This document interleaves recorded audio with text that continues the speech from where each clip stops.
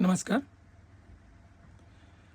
हम जो है सो मॉडर्न इंडिया के जो है एक्ट्स के बारे में बात करेंगे, जो कि 1773 से 1857 के बीच में पास हुआ। उसका क्या रिलीवेंस था इसके बारे में। इस क्रम में सबसे पहले आता है regulating act 1773। Year and contents इसका इस प्रकार से रहेगा। ब्रिटिश संसद का पहला हस्तक्षेप भारत के शासन में ईस्ट इंडिया कंपनी के अनुसार आर्थिक संकट व प्रशासनिक अवस्था को नियमित करने हेतु इसका मेन प्रोविजन था बंगाल के गवर्नर को गवर्नर जनरल ऑफ बंगाल बनाया गया। और पहले जो गवर्नर जनरल बने वो बने वारेन हेस्टिंग्स। मद्रास व बम्बई की प्रेसिडेंसी को बंगाल के अधीन किया गया। सुप्रीम कोर्ट की स्थापना 1774 में कलकत्ता में 4 जजों की जो है सो अध्यक्षता में की गई। कोर्ट ऑफ डायरेक्टर्स की शक्तियों को सीमित किया गया। इसका जो सिग्निफिकेंस था, भारत में ब्रिटिश संसद का प्रत्यक्ष नियंत्रण प्रारंभ और केंद्रीकरण की शुरुआत। इसका लिमिटेशंस क्या क्या रहा। कार्यपालिका और न्यायपालिका में टकराव, बंगाल के बाहर नियंत्रण कमजोर। इसके बाद दूसरा जो एक्ट आता है वो आता है एक्ट ऑफ अमेंडमेंट 1781, संशोधन अधिनियम 1781। इसका ईयर एंड कंटेंट्स है 1773 अधिनियम की अस्पष्टताओं को दूर करने हेतु 1773 के अधिनियम की अस्पष्टताओं को दूर करने हेतु इसका गठन किया गया। मेन प्रोविजन सुप्रीम कोर्ट का अधिकार केवल कलकत्ता तक सीमित। राजस्व मामले में गवर्नर जनरल इन काउंसिल के अधीन रखा। कोर्ट और परिषद के बीच अधिकार स्पष्ट किए।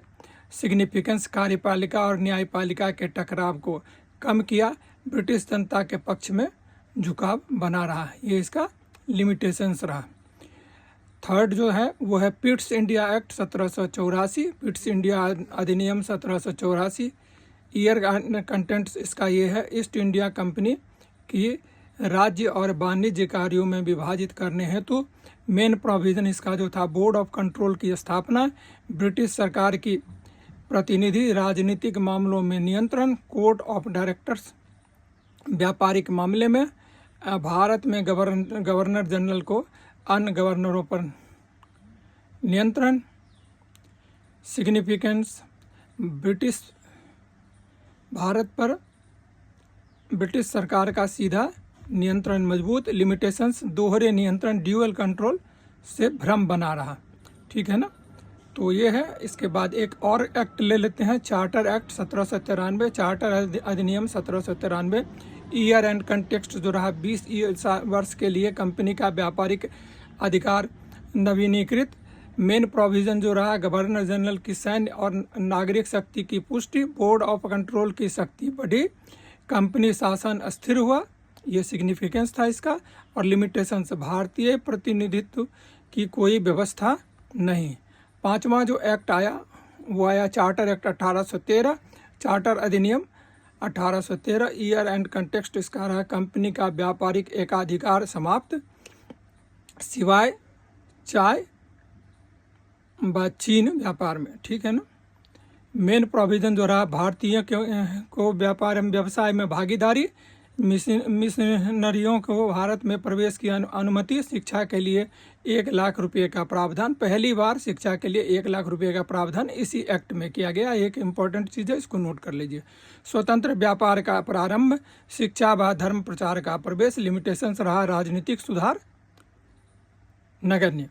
सिक्स्थ जो था वो था चार्टर एक्ट 1833, चार्टर अधिनियम 1833। ईयर एंड कंटेक्स्ट रहा, कंपनी का व्यापार पूर्णतः समाप्त।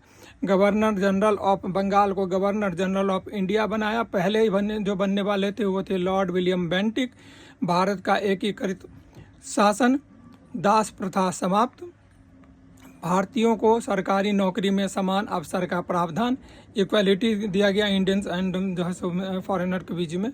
तो ये भी काफ़ी इम्पोर्टेंट है। सिग्निफिकेंस, भारत में केंद्रीकृत शासन की पूर्ण स्थापना, समान। और इसका लिमिटेशंस, समान अवसर का प्रावधान लागू नहीं हुआ। दिया तो गया लेकिन इम्प्लीमेंट नहीं किया गया। चार्टर एक्ट 1853, चार्टर अधिनियम 1853। ईयर एंड कंटेक्स्ट, कंपनी का शासन अस्थायी।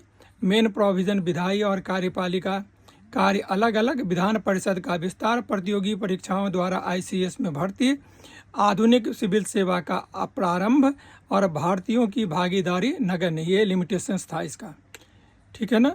ये रहा कंपनी के रूल में जो एक्ट पास हुए उसके। इसके सेकंड वॉल्यूम में हम लेंगे ब्रिटिश क्राउन रूल और उसके अंतर्गत जो भी पास किए गए, ठीक है ना, उस एक्ट का हम सेकंड इसमें लेंगे।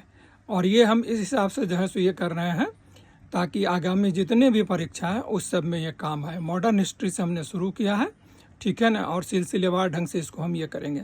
आप लोगों से यही निवेदन है कि कृपया लाइक, शेयर एंड सब्सक्राइब करें, क्योंकि सब्सक्राइब बहुत ज़रूरी होता है। इसलिए नहीं, उससे और कोई फ़ायदा होता है, एक जो बनाने वाला है उसका जो मेहनत लगता है उसका रिवार्ड है, ठीक है ना। और उतना तो जो है सो जो हम मेहनत कर रहे हैं तो उसका जो है सो एक हक बनता है। Please like, share and subscribe and get benefited. उस सबसे भी बड़ी बात है जो आपका सिलेक्शन हो जाए, ये हमारी जो है शुभकामना है। 2026 के हिसाब से हम इसको स्टार्ट कर रहे हैं और इस बार जो है सो इसको हम फुल प्रूफ जो है सो ये कर रहे हैं। जो 2025 में शॉर्ट कमिंग्स रही, that will be removed from this year and we will try to get better stuff for the persons who are taking the exam. All the best. Have a nice day. Please like, share and subscribe. Thank you very much.